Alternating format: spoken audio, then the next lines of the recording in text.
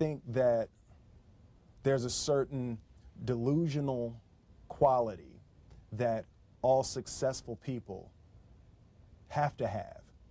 You have to believe that something different than what has happened for the last 50 million years of history. You have to believe that something different can happen. Yeah, it's almost a kind of innocence. Absolutely. In other words, if you knew how difficult it was, right, you would have never gone down that path. Absolutely. You know, if somebody had said to Ali, no one can beat this guy. He's this much stronger, he's this much bigger, he's got that much bigger punch than you do, and he believed that, he would have said, never you got to have an take the innocence first that step. somehow. Absolutely. You know, I think that's a huge part of me, because, and I say to my friends all the time, and we laugh about it, I truly, honestly, as I sit here before you right now, as honestly as I can say it to you, I truly believe that I could be the president if I wanted to.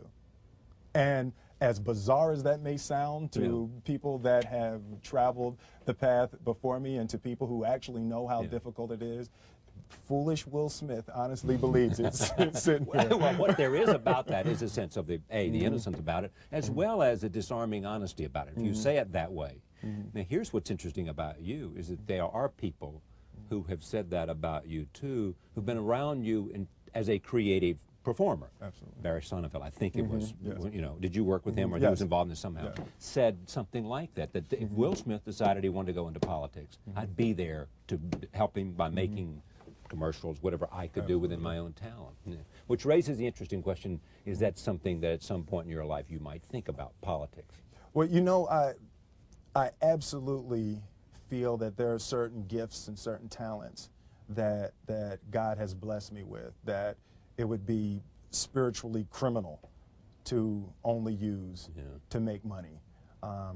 My travels in Africa and spending time with Muhammad Ali and spending time with Nelson Mandela, there are certainly issues that are important to me, and things that I've been blessed with the vehicle to be able to change, to be able to, as sappy as it may sound, make the world a better place, however minute the change. And that's something that is important to me, but I don't believe that politics is the best use of your energy and time right absolutely. now. Yeah. But the interesting thing, too, is that there is this concept, and you see it with lots of different people, you know, even with people who are evil. Some will say, he had so much talent. If that talent could have been redirected to something good. It is the idea, if you are given and you work hard, because there's nothing more apparent about Will Smith than how diligent and hard he works at being who you are. I mean, you appreciate the notion, it looks like to me from what I know about you,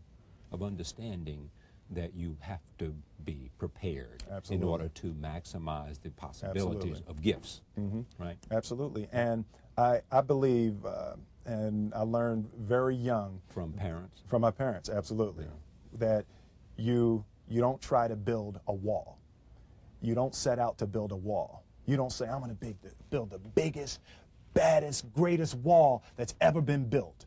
You don't start there. You say, I'm going to lay this brick as perfectly as a brick can be laid. There will not be one brick on the face of the earth that's going to be laid better than this brick that I'm going to lay in this next 10 minutes. And you do that every single day. And soon you have a wall. And soon you have a wall. And I think psychologically, the advantage that gives me over a lot of people that I have been in competition with in different situations is it's difficult to take the first step when you look how big the task is.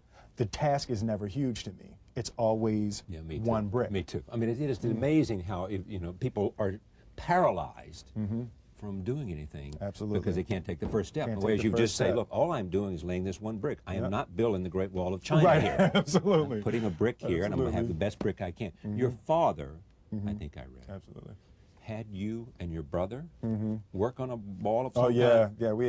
We're talking about our figurative wall. That comes from work on a literal wall. Yeah, right. My father owned. It actually was an old bakery when I was growing up. My father was an electrician and a refrigeration man. We would install supermarkets. You see the long freezer cases in supermarkets. We would install those long freezer cases and all the lights.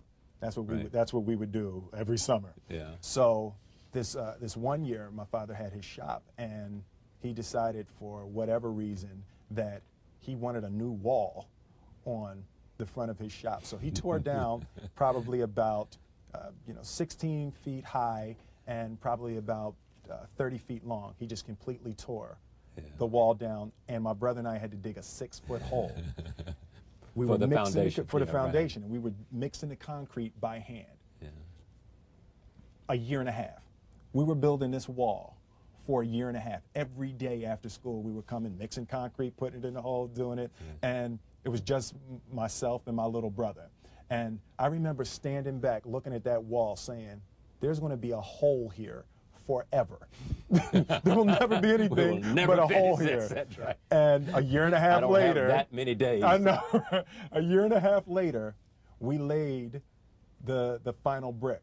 Yeah. And my father stood back with my brother and I know he planned this. He says he didn't, but I know he had been planning this and writing this for his for the past 2 years. But we stood back, we looked at the wall, and he looked at me and my brother and said, "Now don't y'all never tell me that you can't do something." And walked into the shop. That's great. I was like, now here's what's interesting. You said what? You said I said, that man's crazy. Something wrong with him, Harold. We need to get out of here. Exactly. What is he doing to my Man, head? did he start drinking? Is he drinking? But what's great about that story and what's great about your dad is that you seem to have come from a happy family. Absolutely. Well, fairly. Reasonably. Reasonably. Yeah. He's a little crazy. This thing about walls. Yeah, he's a little, Yeah. no, it was, but generally, there was no generally, great, yeah. you didn't have the kind of conflict that Ali had. oh, definitely not You know, like Ali. that kind of, and yet you have the amazing amount of drive. I mean, there's a sense of mission with you, sense of commitment, sense of prepared to do what it requires, right? Absolutely. I mean, So you didn't come from a struggling artist background to become well, you know what? an accomplished professional. I think both of my parents and my grandparents were achievers. You know, my mother worked for the school board of Philadelphia, so growing up we couldn't say y'all. You know, it's like we run out. My kids do not say y'all. Yeah, right. You know, we would run out of the house and scream to our friends, "Yo, what y'all about to do?" My mother's up. That's it. Back in this house. Back in this house. And we'd be sitting upstairs crying, and my grandmother would come in and say, "Baby, you know a y'all is a boat." You know?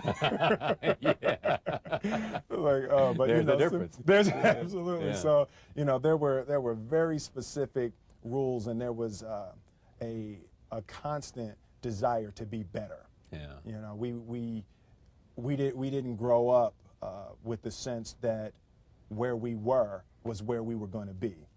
You know, we grew up with the sense that where we were almost didn't matter because we were becoming right. something greater. Yeah. And I always remember that my mother or father or grandmother would say, "That's great, baby. You did a really good job with that. That's incredible. Congratulations. Try this next time." Yeah.